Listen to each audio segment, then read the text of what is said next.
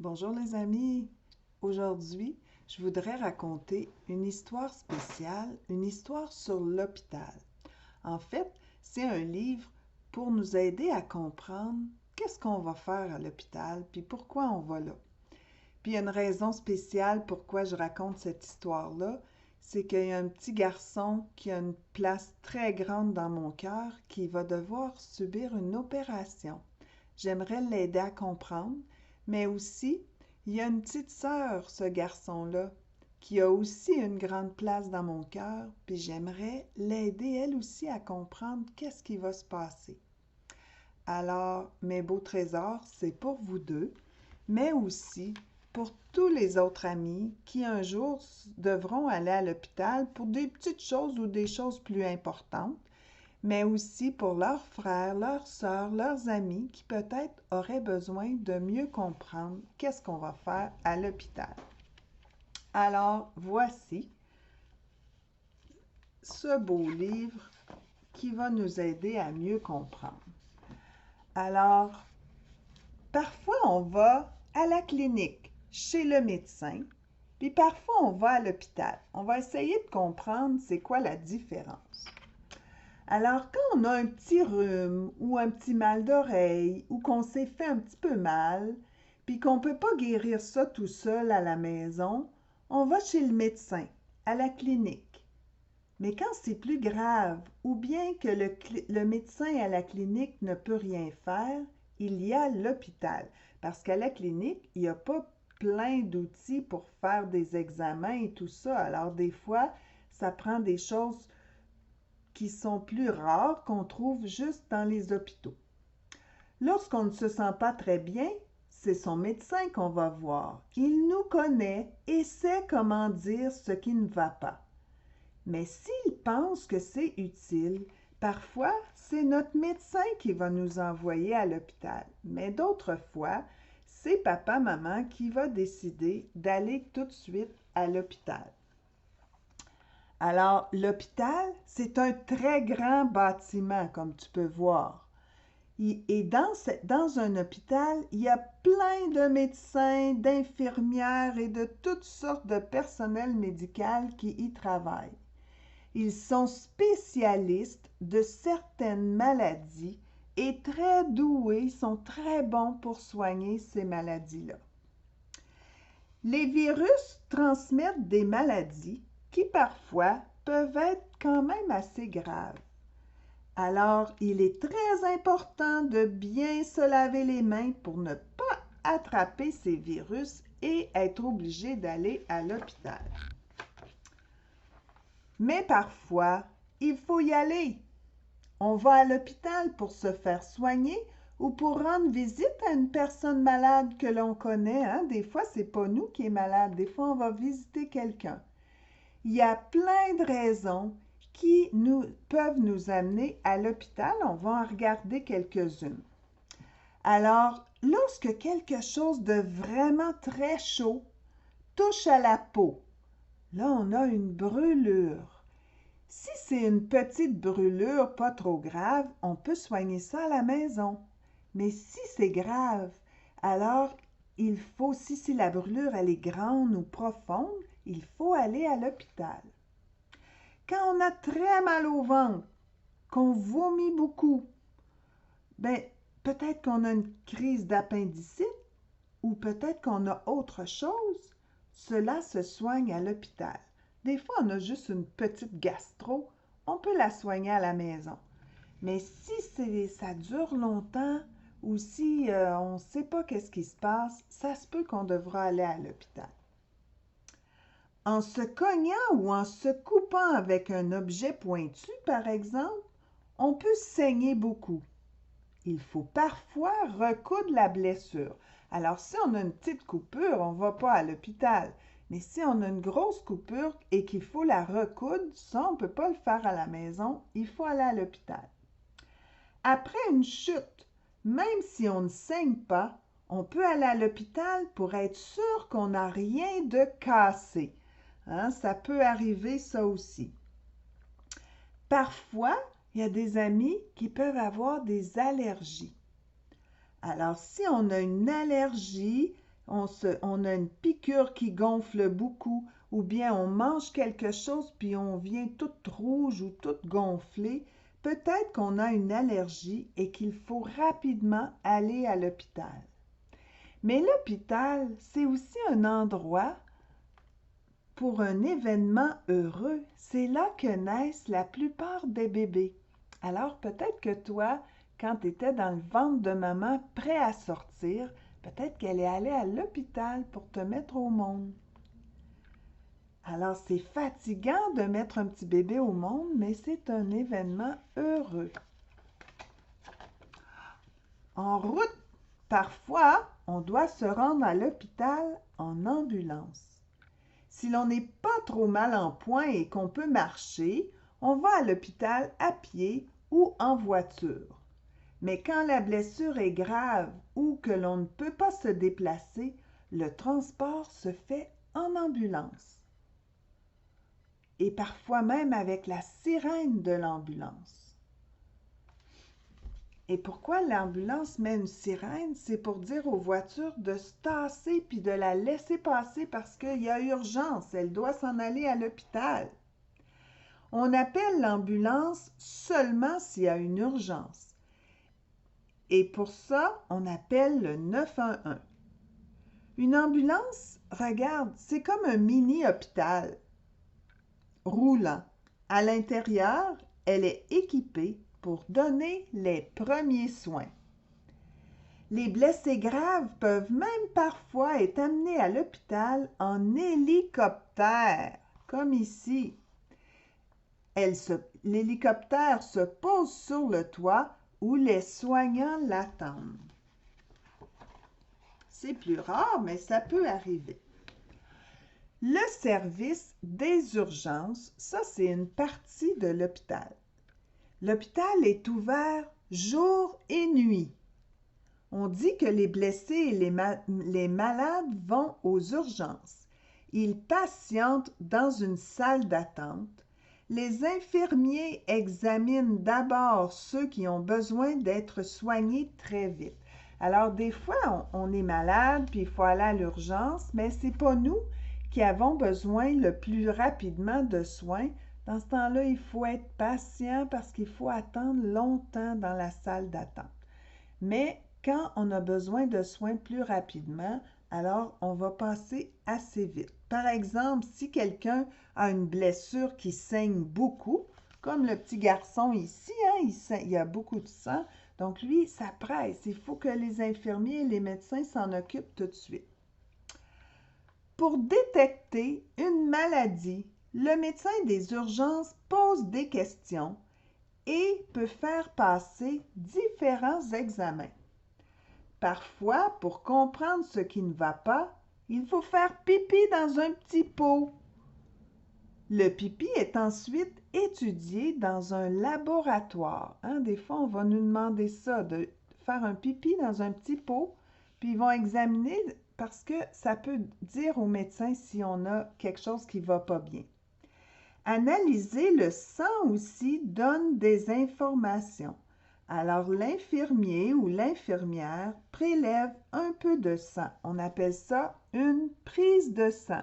Habituellement, ils font ça dans le bras, comme pour le petit garçon ici.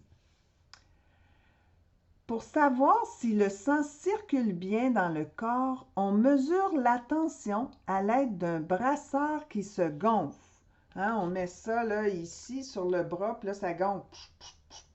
Ça serre fort, fort, fort. Ça, c'est pour savoir si le sang il circule bien dans ton corps.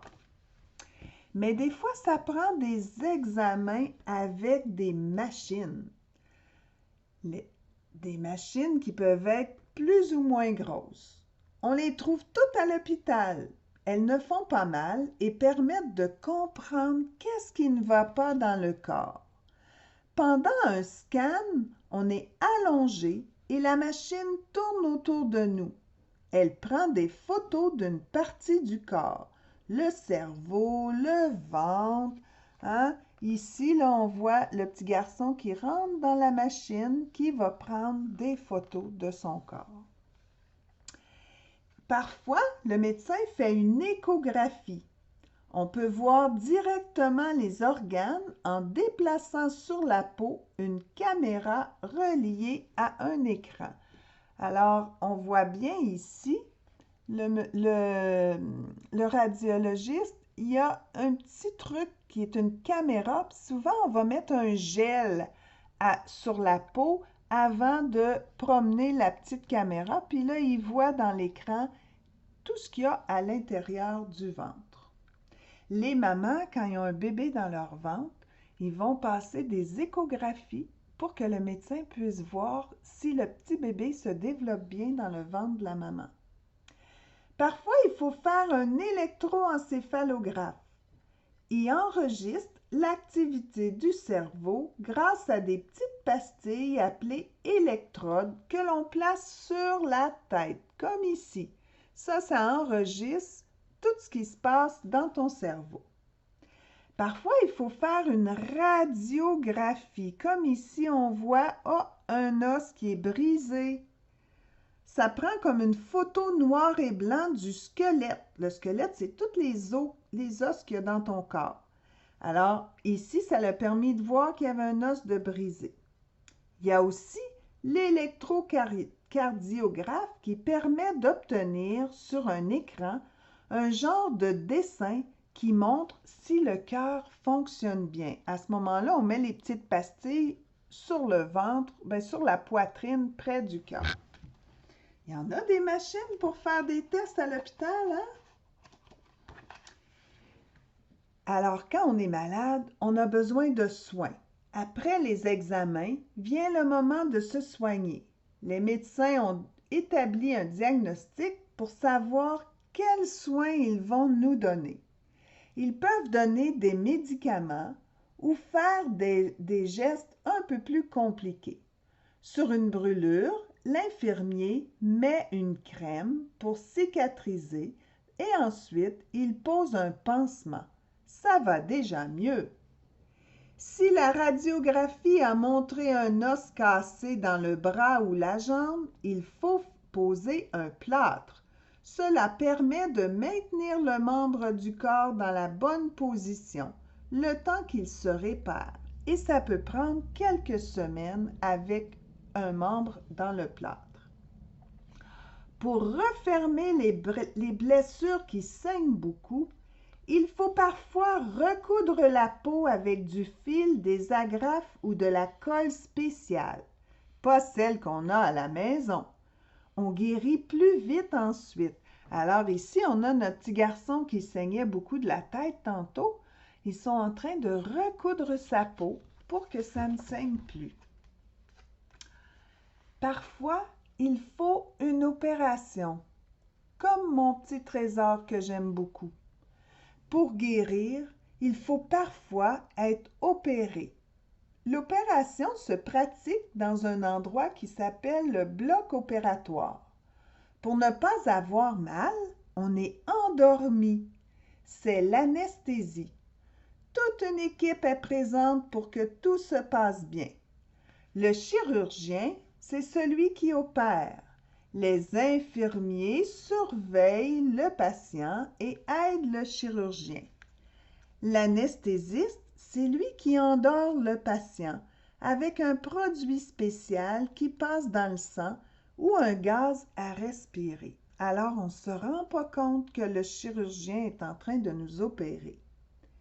Puis l'aide-soignant, lui, il installe le patient et nettoie le matériel. Tout le matériel de l'opération est stérilisé, c'est-à-dire nettoyé et désinfecté pour ne pas transmettre de microbes. Tous ceux qui sont présents portent un bonnet spécial, des gants et un masque qui recouvre la bouche et le nez.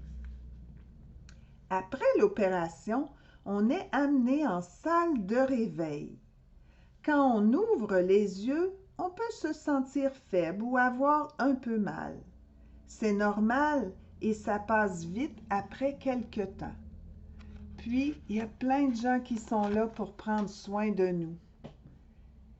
Parfois, il faut rester à l'hôpital. Après une opération, si on est très malade, on peut rester plusieurs jours. à l'hôpital. On partage souvent sa chambre. Le médecin passe tous les jours pour vérifier comment on va. Pour se sentir comme à la maison, on peut amener notre toutou préféré ou des jouets qu'on aime.